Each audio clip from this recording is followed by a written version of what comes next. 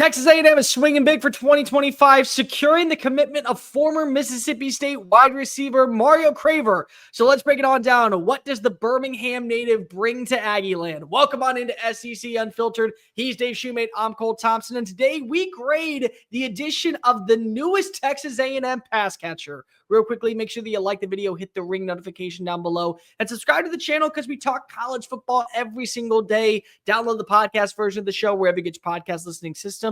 Follow us on the socials, TikTok, Facebook, Instagram, Twitter at SEC Unfiltered. Follow Dave at Mock 10 Sports, me at Mr. Cole Thompson, and check out all of our great work found at SECUnfiltered.com. This episode is brought to you by our friends over at RHOBACK. The holiday seasons are right around the corner, and what better gift to give someone in your life than a RHOBACK fleece, pullover, hoodie, shorts, pair of pants. We all could use a pair of pants. And if you do so, go to RHOBACK.com and use the promo code SECU for 20% off your first purchase. The gift that keeps on giving this holiday season is RHOBACK.com, promo code SECU, 20% off. Mario Craver, Mississippi State transfer. Several big games last year, Dave. He goes down to Texas A&M, who recently picked up the commitment of former five-star plus wide receiver Micah Hudson. They're getting back Noah Thomas. They landed two premier players in the 2025 class. They have two young up-and-comers in Isaiah Williams and Terry Bussey from the 2024 class. Dave, when you look at Texas A&M, Marcel Reed has got some weapons to work with, but more importantly, he may have the best young pass catcher trio, quartet, whatever you see fit in the world of college football, not the SEC, the FBS period at this point. You're muted, Dave. Sorry, we talk about teams that have been biggest winners of the transfer portal so far. Ole Miss, LSU, A&M's that conversation.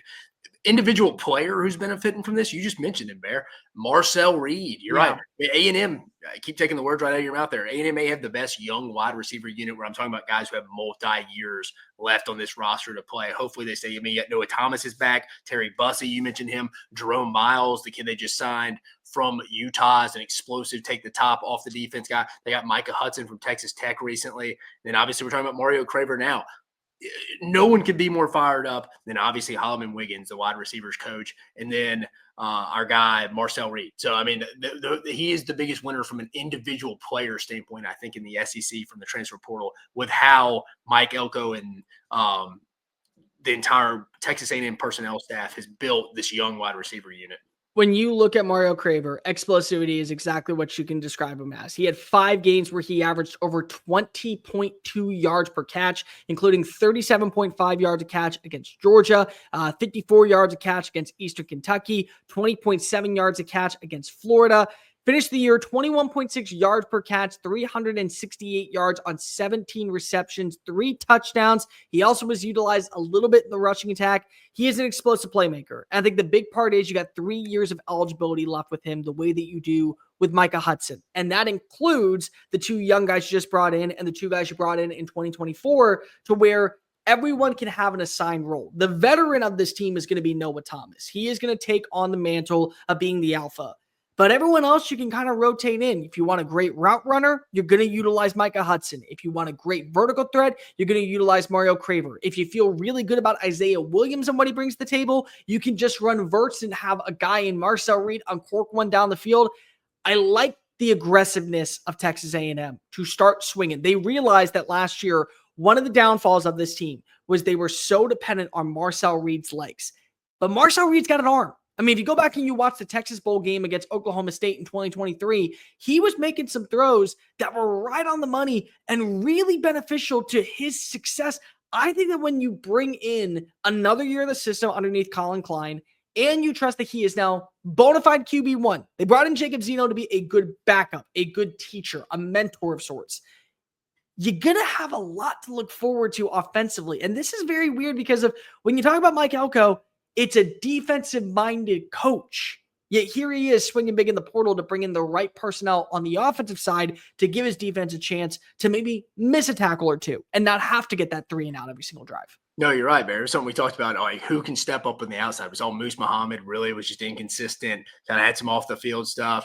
I mentioned Noah Thomas is coming back. Ja'Day Walker. It's just like you had some talent, you think. It just never really just took off for whatever reason. Again, Connor Wigman, Marcel Reed. But they're locked in on Marcel Reed. And I think a big determining factor of this, and before I say that, you mentioned Colin Klein as well. this is the best variety of weapons he's had in his life. I mean, he had Deuce Vaughn at K-State, but he didn't have the plethora of this. I mean, he was around Tyler Lockett as a player when he was at K-State. He's seen really good players, don't get me wrong, but he hadn't had this type of group, and especially as we mentioned and you mentioned, multi-year guys. That's key in the portal. You may overpay a couple $100,000 more, 100, 200 grand more. They have multiple years because it's just 1 year guys. Come on, you're just burning that money. Let's get it for multiple years. I think that's key from that overall standpoint there. And I think before we leave and get off this, again, I'm not in it right now. I'm just saying, like, I talked about it a little bit last night on the Micah Hudson grade, talking to A&M people over there. They're fired up about all these, but I think the key will be how good will these guys be, will be how much more will depend on how much Marcel Reed can develop in this winter offseason conditioning, the spring, and throughout the 2025 fall camp. Again, high ceiling, not ready to say low floor, but he's one of the more intriguing prospects in the entire league next year, head to me, because it's going to set A&M ceiling, and they have a plethora of weapons around him. Just need to add a couple of tight ends, another tight end or two from a pass catching standpoint. I think it would help as well. But I mean, they're doing what they're doing from a personnel back office or front office GM type role. So I mean, give them credit across the board there. Surprisingly, his best game, Mario Craver, last year, or his most consistent one, was against Texas A&M in Starkville. 5 catches, 42 yards, 8.4 yards of play. He had 10 total targets. He averaged about 13 yards. I mean, he had 3 first down grabs. He had a 13-yard touchdown. So you got it up close in person if you were an Aggie. Get to see what this kid provides and how he works the intermediate part of the field and really wins with his speed.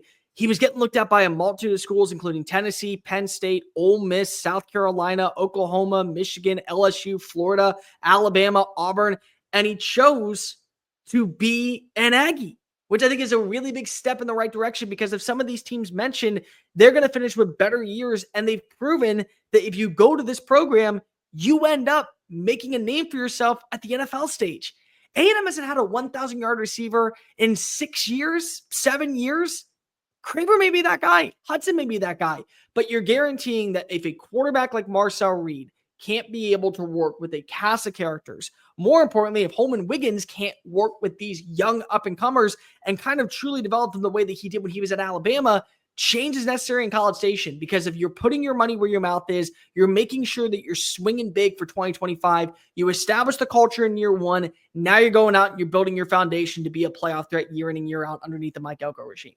Yeah, no, I mean, they're doing as much as they can. Give Derek Miller, the GM, and them credit. I agree with you, Bear. Building that wide receiver room. Now it's just about developing Marcel Reed, and let's see how we can manage these touches here, because I think that could be another dynamic too through the portal. You're bringing in with guys like Terry Bussey, the kid you signed from Utah. It's a highly ranked guy. Jerome Miles. Yeah, Jerome Miles coming in. That's where these touches is. And I mean, we'll talk about the grading scale in a little bit, and I'm not going to get too much into the weeds here, but Mario Craver, I think, had some off the field stuff a little bit. Not a bad kid type thing. It's not stealing, assault, nothing like that. It's just your typical 18 to 22-year-old stuff that a lot of these players do that I don't think was as managed well in Starkville. That from talking to people close, I think they're putting it in contracts for these NIL deals where it's like, hey, you miss a tutoring session or you fail a drug test, I'm penalizing you, we're cutting you. So I think A&M's a little bit more on they're crossing their T's, dotting their I's. They got all their stuff. They got their ducks in a row from a handling the off the field standpoint. Of, hey, you're not just going to collect your money and then just go sit on the couch and hang out with Cheech and Chong all day. Like, you're going to have to go to class. So I think that's a little bit of where that could be an issue, but I think they may have fixed that on the front end. According to 247 Sports, Craver was the number 9 receiver in the transfer portal, the number 19 overall player. So Texas A&M has 2 top 20 players that they have landed. Top 25 if you include 3 with Julian Humphrey coming on in from Georgia.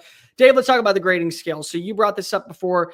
This is elite, all league, winnable plus, winnable minus, JAG, POI.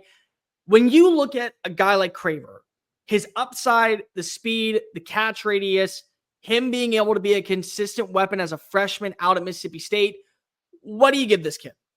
Yeah, just going through it real fast, Bears, just because I started last night with Micah Hudson, and I went through and explained it. So elite guys, I'm not really ever going to give this. For example, I just want to have some names, as you can see, so you have a visual. Travis Hunter's in that category, Caleb Williams, Will Anderson, the Jeremiah Smiths of the world. Very rare players. You're not one or two of these guys, maybe on the top elite teams. Again, day one starter, rare, top players position in the country, future first round pick. Again, this is off Georgia, Oregon's grading scale. When I worked at Georgia, I took this with me.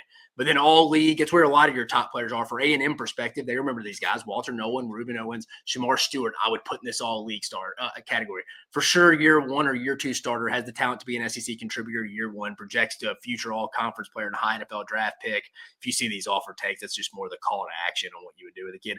And this is where a lot of your team's going to be right here, folks. The winnable plus, winnable minus right here. You need to hit on a lot of the winnable pluses. The winnable plus, not an immediate SEC starter, but projects to be a reliable SEC starter at some point, likely year 2 or 3, could have a chance to be a first-year contributor in certain situations. High upside, projects to be an NFL draftable player. This is where you want majority of your team. The Trey Zunes, the Le'Veon Moss, the Bryce Andersons, the Tyreek Spell, the real core contributors of your team. Probably about 60-70% of these guys is what they're going to be on. Then winnable minus, guys that you can win with, but not because. Jared Kerr, Colton Tomlinson, the Micah Tease, the winnables, developmental, like I'm saying here, potential year 3 or year 4 guys. You need these kind of guys, but you got to surround them by some other good guys. And then obviously this speaks for itself. Jag, POI, just a guy, prospect of interest. They're not going to play for Texas A&M. In my opinion here, Mario Craver has got a real shot, I think. Size and stuff alone would probably – I'll put him in a winnable plus here. And, again, some people may think that's a little low. I'm interested to see the dynamic of this running back room about who's getting the touches and how that carries on. I'm not worried about the off-the-field stuff. He's got the ability to take the top off the defense. He's young. He's got multiple years. I'm just going to put him a little bit of a notch. Last night I put Micah Hudson. If you hadn't listened to it, guys, A&M fan, then you're listening to this one, go check that one out. But I put him in all league last night.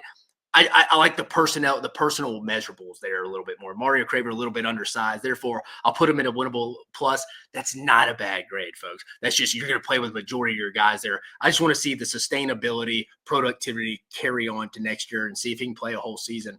But like you mentioned, Cole, Texas A&M got this up close and personal. That was Mario Craver's best game was against the Aggies. What are you putting him at? Winnable plus. I believe that when you look at Micah Hudson, I'm glad you brought this up. I was screaming his name throughout the entire offseason that if he was used properly at Texas Tech, the Red Raiders are going to be in the playoff. That's how much I have such high regard of Micah Hudson. So there is a drop off between him and Mario Craver, but he is a guy that I think wins with pristine route running. I think the big thing about him is he has that playmaking speed as being the big time receiver downfield. He has a good play speed. He's able to separate from defenders in the open field despite being a little bit undersized. You want to know who you could remind him of a little bit, Dave? Cole Beasley, how he was utilized at SMU. Good slot receiver that is not afraid to go get those intermediate yards, can turn a 6-yard route into a 16-yard gain. I think he's got good hands. I think he's got a good catch radius. I think the thing that really stands out about him as well is that he's going to win with vertical home run speed, but he's also going to win with physicality. He may be an undersized receiver at 5'10", but that doesn't mean that he can't make plays through contact. I think that he could easily become a wide receiver number 2 almost immediately in College Station. I think at worst, he'd be a wide receiver 3. Maybe he's a rotational guy to begin the year, but by the season's end, I would expect him to kind of take on that mantle of being a quality secondary option, building towards his success in 2026, which is when he would become draft eligible. And maybe Texas A&M does make a move big time at at quarterback, if Marcel Reed isn't the guy, or they just go out and they bring in the right personnel afterwards in a top-tier recruit that can be the difference maker from year 1. No, I agree, but we're on the same page with this one. So let us know in the comment section down below. What do you think of the addition of Mario Craver to College Station? Texas A&M building a wide receiver core that is going to be sustainable for 2025 and beyond. Make sure that you follow us on all the social channels, TikTok, Facebook, Instagram, Twitter at SEC Unfiltered. Download the podcast version of the show wherever you get your podcast listening systems. Follow Dave at Mach 10 Sports. Me at Mr. Cole Thompson. Check out all of our great work found at SECUnfiltered.com. Like, review, and of course, subscribe to the channel because we got content bleeding out the eyeballs for days. Whenever a player commits, we're going to be going live and talking to you about it. So for Dave Shumate, I'm Cole Thompson. Gig 'em Nation, you got another pass catcher. Peace.